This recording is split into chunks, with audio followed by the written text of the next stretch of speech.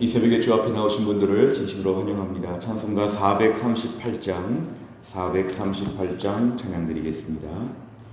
찬송가 438장입니다.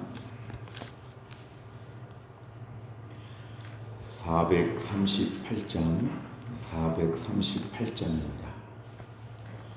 내 영혼이 은총 입어 중한 죄짐 벗고 보니 슬픔 많은 이 세상도 천국으로 화하도다. 할렐루야 찬양하세. 내 모든 죄 사함받고 주 예수와 동행하니 그 어디나 하늘나라. 주의 얼굴 뵙기 전에 멀리 뵈던 하늘나라.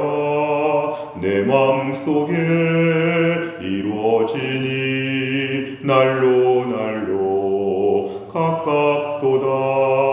할렐루야 찬양하세. 내 모든 죄 사함받고 주 예수와 동행하니 그 어디나 하늘나라. 높은 산이 거친 들이 조막이나 궁궐이나 내 주 예수 모신 곳이 그 어디나 하늘나라. 할렐루야 찬양하세. 내 모든 죄 사함받고 주 예수와 동행하니 그 어디나 하늘나라. 아멘. 하나님 말씀은 미가서 4장 6절부터 5장 1절까지입니다. 미가서 4장 6절부터 5장 1절까지입니다. 페이지로는 1294페이지에 있습니다. 1294페이지 미가서 4장 6절부터 5장 1절까지입니다.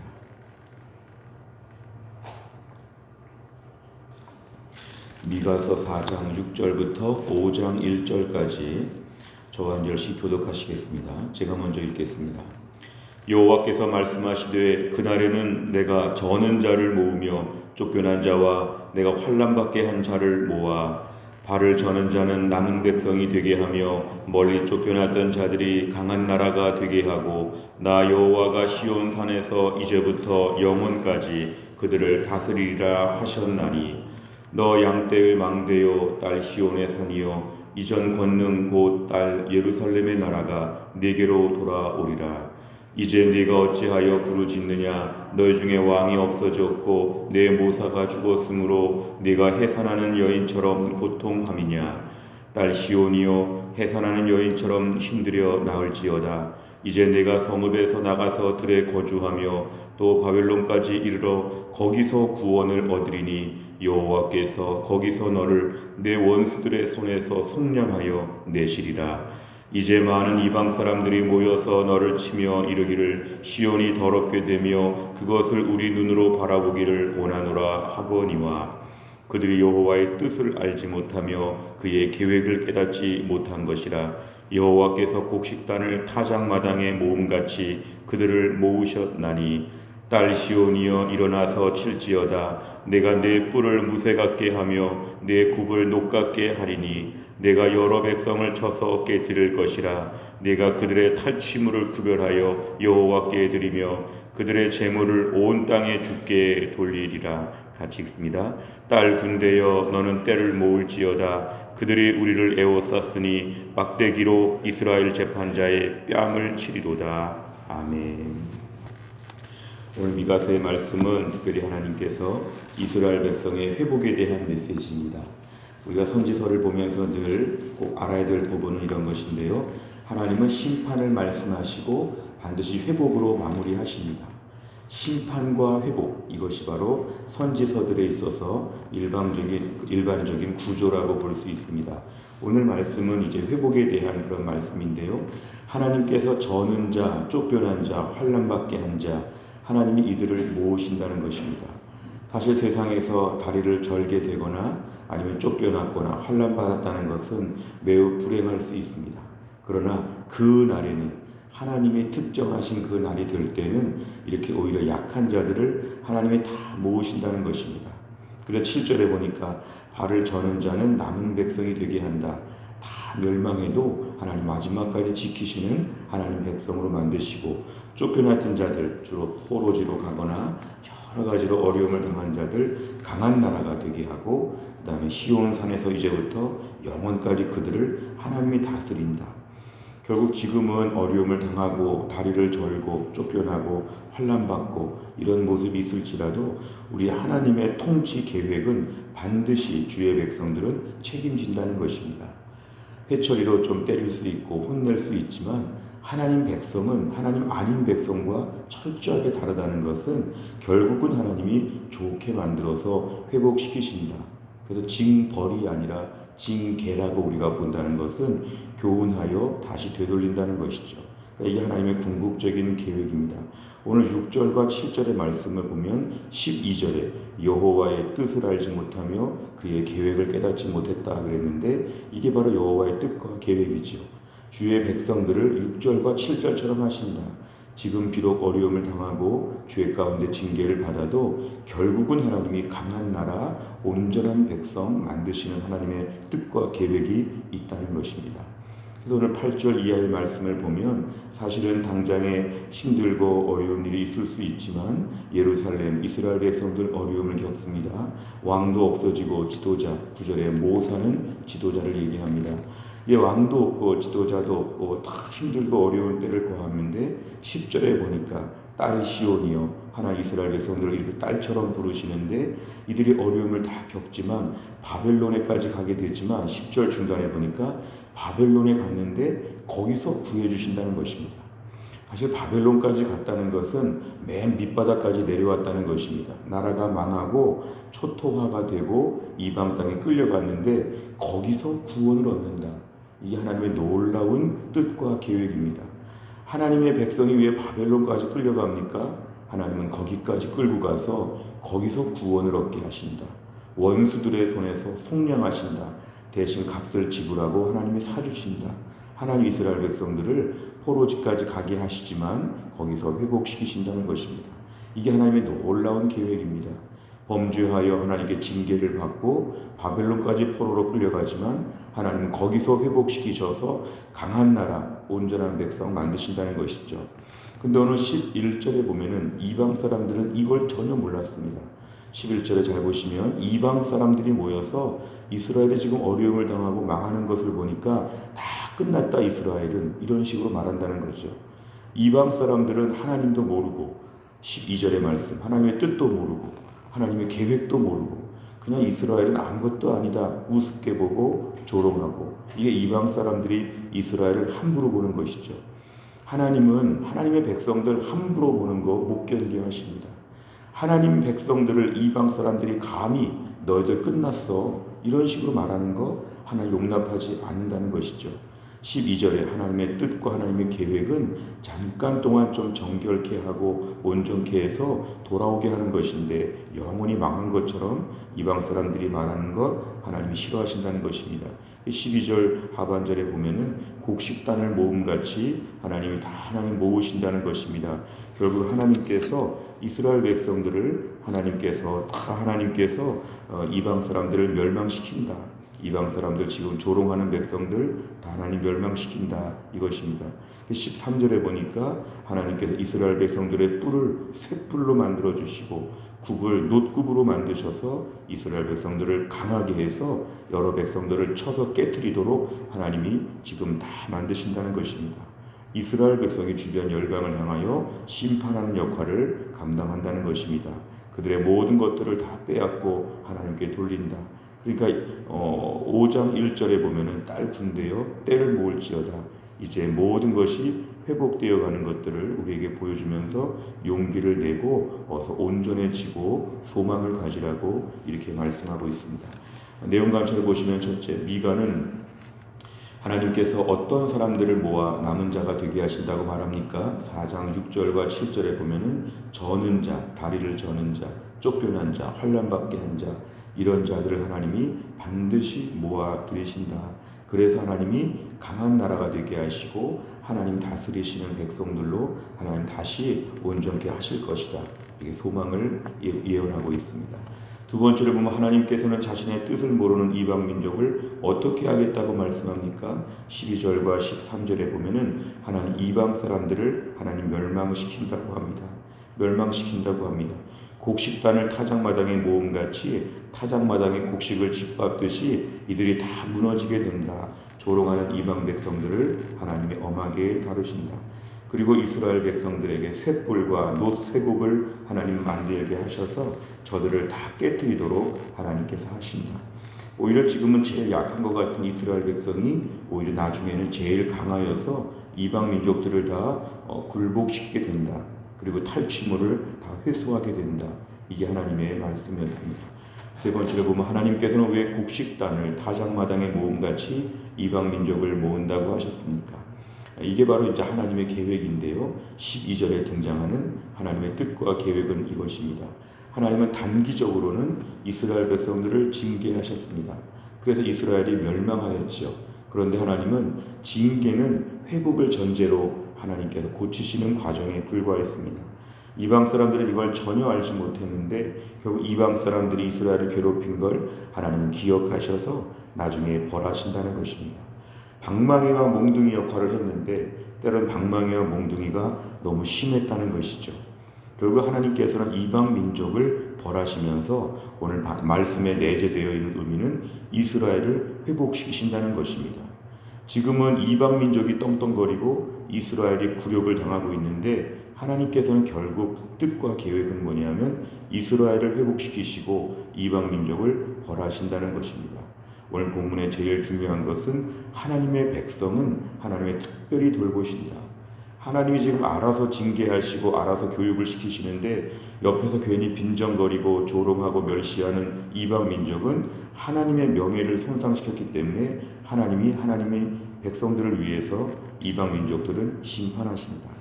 결국 타작마당에 모았다는 것은 하나님이 곡식을 짓밟듯이 열방들을 짓밟게 하시면서 상대적으로 이스라엘을 높여주신다는 것입니다.